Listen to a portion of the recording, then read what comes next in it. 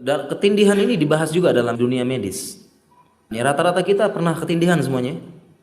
Ketindihan ya, tahu ya ketindihan? Ya, ketika kita tidur, kemudian seolah-olah kita keikat ya. Terikat tapi mau bangun juga tidak bisa. Biasanya mimpinya seram ya.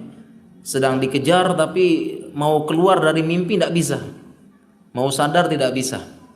Kita sedang dicekik pelakor atau gimana, dicekik apa vampir ya. Dicekik sama ini, atau ada jalan keluar, sebenarnya kita bisa keluar. Atau sebenarnya di depan kita ada bapak ibu kita, ada teman kita, sebenarnya kita tinggal pegang, tapi kok mau megang tidak bisa.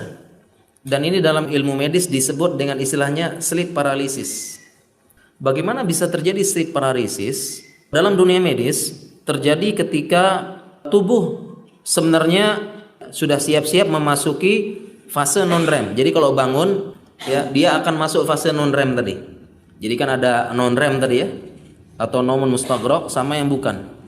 Nah, ketika orang ketindihan sebenarnya dia sudah siap-siap masuk ke sini. Sudah siap-siap masuk non REM tapi tubuhnya belum siap. Sehingga ketika dia sudah sadar begitu, tapi mau menggerakkan tidak bisa, tubuhnya belum siap. Nah, inilah secara medis penjelasannya. Kenapa bisa sleep paralysis? Dan secara medis sampai sekarang sebabnya kenapa bisa orang ketindihan dan sleep paralysis sampai sekarang belum diketahui. Tetapi diperkirakan sebabnya ada kaitannya dengan keadaan psikologis seseorang. Pertama, kelelahan, stres, tekanan, ya, sehingga mengacaukan fungsi otak sebentar. Jadi perpindahan tadi dari fase REM ke non REM-nya itu tidak lancar, sempat kacau sebentar, ya, sehingga muncul ketindihan tadi. Jadi sampai sekarang belum diketahui sebab pastinya. Artinya kalau kamu begini pasti nanti ketindihan. Sampai sekarang belum diketahui. Hanya diperkirakan oh sebabnya ini. Dan dalam dunia medis dijelaskan sleep paralysis tidak berbahaya. Artinya tidak membahayakan tubuh setelah ketindihan, artinya nanti bahaya. Habis ketindihan nanti istilahnya sakit ini atau pengaruh ke jantung, pengaruh ke apa, tidak.